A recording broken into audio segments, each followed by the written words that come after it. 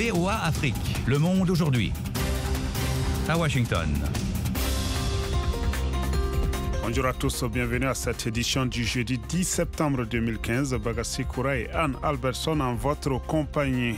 À RDC, la CCT, la coalition congolaise pour la transition, plateforme regroupant entre autres des Congolais de l'étranger, s'insurge contre l'arrêt de la Cour constitutionnelle intimant à la CENI d'organiser impérativement les élections de gouverneurs des 26 provinces nouvellement créées avant tout autre scrutin. Cette formation politique en appelle plutôt à la mise sur pied d'un gouvernement de transition au regard des difficultés d'organiser les élections. Eddy Sango a joint à Paris le secrétaire général de la CCT, Willy Delors Ongenda. C'est un coup d'État institutionnel. On est très surpris de constater aujourd'hui que la Cour constitutionnelle, dont ce n'est pas le mandat, se substitue à la CEI et en plus prend la place de l'Assemblée nationale. La CCT s'inscrit en faux contre cette Cour constitutionnelle, dénonce avec la dernière énergie et se propose par ailleurs de former un gouvernement parallèle à celui de Kabila pour pouvoir mettre de l'ordre en République démocratique du Congo. Mais la Cour constitutionnelle est quand même l'organe d'arbitrage en cas de litige électoral, en cas de contentieux à ce niveau-là. La Cour constitutionnelle a le droit de donner son avis, mais quel avis? Ici, il n'est pas question de donner un avis. Ici, la Cour constitutionnelle prend la place de la CEI et donne l'ordre à la CEI de revisiter le calendrier électoral. Donne l'ordre à la CEI de passer dans 3 semaines à l'élection ou à la nomination des gouverneurs des provinces, lesquelles provinces ont été disséquées. Et donc, finalement, ça veut dire que ces gouverneurs de province vont dicter l'ordre pour les élections à venir au niveau de provinces, notamment les élections des autorités provinciales. Et cela, ça sera au profit de la personne, donc M. Kabila, qui aura mis en place ces gouverneurs. Comment la RDC peut-elle aller aux élections tant que des nouvelles provinces ont été créées, ce qui implique l'établissement de fait de nouvelles circonscriptions électorales? Les conditions ne sont pas réunies pour les élections. Regardez ce qui se passe actuellement. Voilà pourquoi la CCT a toujours été contre les élections, a toujours été contre le dialogue. Où est-ce que l'argent va sortir? Déjà pour le 800 millions d'euros au niveau des élections, on nous dit qu'on n'a pas d'argent. Et parmi ces entités administratives, il y a des entités qui sont très, très, très pauvres. Il y a des entités où il n'y a rien. Comment voulez-vous que ces entités puissent se mettre au diapason d'autres entités? Et comment voulez-vous d'ailleurs faire des élections au moment où dans certaines entités d'ailleurs, même la CENI a demandé à ce que les élections n'aient pas lieu dans certaines entités récemment créées. Voilà, Willy Delors, le secrétaire général de la coalition congolaise pour la transition, joint à Paris. Retrouvez La Voix de l'Amérique en RDC sur Radio Mungano à Beni, au Nord Kivu, sur 95.10 FM. En République centrafricaine, le gouvernement entend redynamiser l'économie du pays à travers le secteur privé. C'est à cet effet qu'un forum sur la promotion du secteur privé est ouvert depuis hier à Bangui. Le point avec notre correspondant Freeman Sipila. Les autorités de la transition veulent à travers cette rencontre identifier les principales contraintes du développement de l'économie nationale et mettre en place des dispositifs pour son épanouissement. La présidente de la transition, Catherine Samba-Panza, présente à la cérémonie d'ouverture, a indiqué que ce forum doit jeter les bases solides pour le développement économique de la République centrafricaine. Ce forum doit forger une nouvelle dynamique, favorisant une synergie agissante entre le secteur privé et l'administration, afin de jeter les bases d'une reconstruction économique du pays qui restitue au secteur privé le rôle moteur de levier indispensable de la croissance économique. 3 secteurs sont donc ciblés par les participants qui sont des opérateurs économiques centrafricains et internationaux. Il s'agit de l'agriculture, des forêts et du sous-sol. Il est aussi question de concevoir des dispositifs d'encadrement et d'incitation des opérateurs économiques à l'investissement. Gertrude Zouta, ministre du Commerce et présidente du comité d'organisation du dit forum. Comme vous le savez, c'est le secteur privé qui crée les richesses et qui distribue les revenus. L'objectif de la tenue de ce forum est de réunir tous les opérateurs économiques, tant nationaux qu'internationaux, les partenaires techniques et financiers, ainsi que le gouvernement, de manière à ce qu'ensemble, nous puissions débattre sur les différents problèmes que rencontre le secteur privé national. Ouvert ce mercredi 9 septembre, les échanges devront prendre fin le 13 septembre prochain. Freeman Sipila, Bangui, VOA Afrique.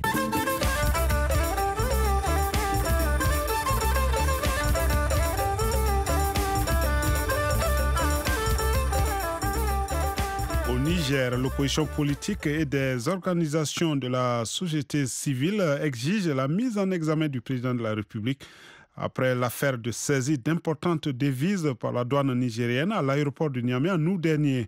Près de 9 milliards de francs CFA ont été saisis sur des individus d'origine nigérienne, mais aussi nigériane, puis restitués aux 10 individus sur instruction des autorités nigériennes contre le gré des douaniers. On fait le point avec notre correspondant à Niamey, Abdul Razak Idrissa.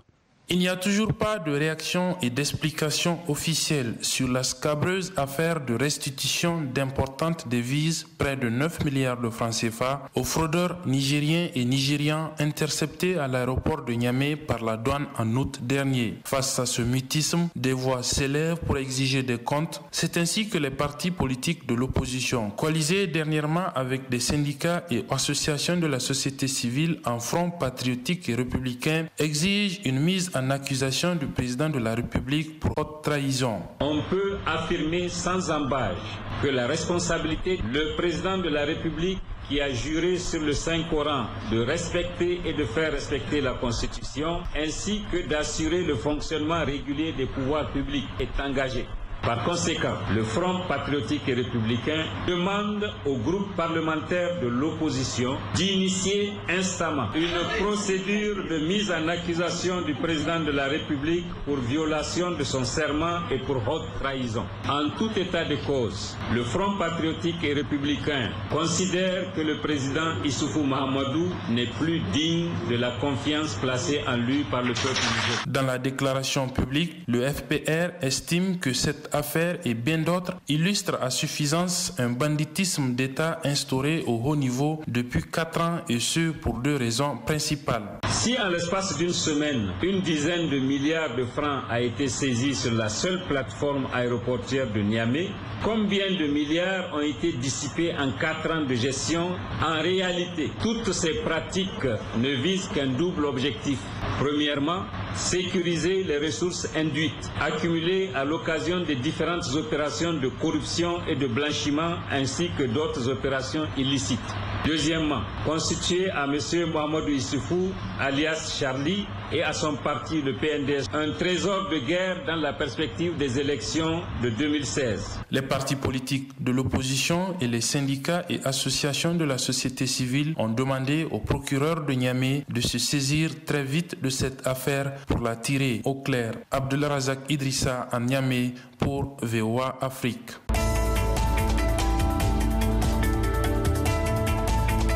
La Voix de l'Amérique, en direct de Washington, une fenêtre sur le monde.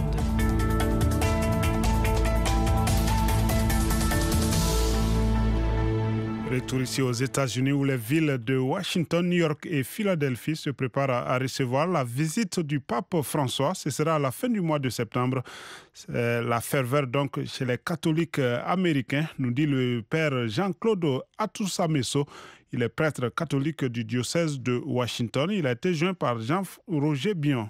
C'est l'engouement total, c'est la joie totale. Nos chrétiens sont très très contents de recevoir le Saint-Père, mais non seulement les chrétiens catholiques, mais ceux qui ont même quitté l'Église catholique avec cette arrivée du pape. Il y a certains qui disent que c'est pour eux une très bonne occasion pour retourner à l'Église catholique. Donc c'est la joie totale et c'est tout le monde qui aimerait participer à un des événements lors de l'arrivée du Saint-Père aux États-Unis. Alors quels seront les grands moments de cette tournée papale sur le sol américain? D'abord lui-même qui arrive le 22 22, mardi à 16h, à la base militaire Andrews. Le 23, il a un petit déjeuner de réception de bienvenue à la Maison-Blanche. Et après ça, il va aller rencontrer les évêques à la conférence épiscopale. Et le grand moment, c'est la canonisation d'un saint américain. Et puis après, encore un grand moment qui sera à New York, où il va prier avec la communauté écuménique au World Trade Center et aussi à Philadelphie pour la rencontre des familles. Le pape est une personnalité iconoclaste et à quelques jours de son arrivée, il vient de changer les procédures concernant le remariage dans l'église catholique.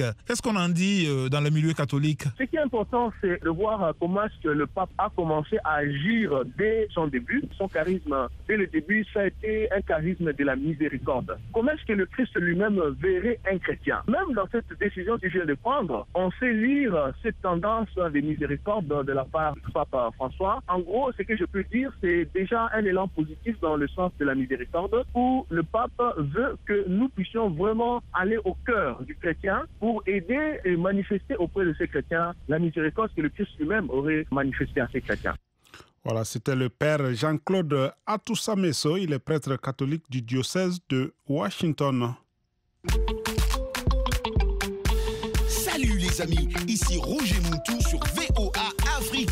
Restez branchés ce soir dans RM Show à 20h, temps universel. Au menu African Music, les anciens et nouveaux morceaux africains. Vos commentaires sur notre page Facebook, Roger Muntu, la voix de l'Amérique. Et vos SMS au 225 58 92 40. Je répète, 225 58 92 40. Ne ratez pas votre émission interactive RM Show chaque soir à 20h temps universel sur VOA Afrique. Peace Africa.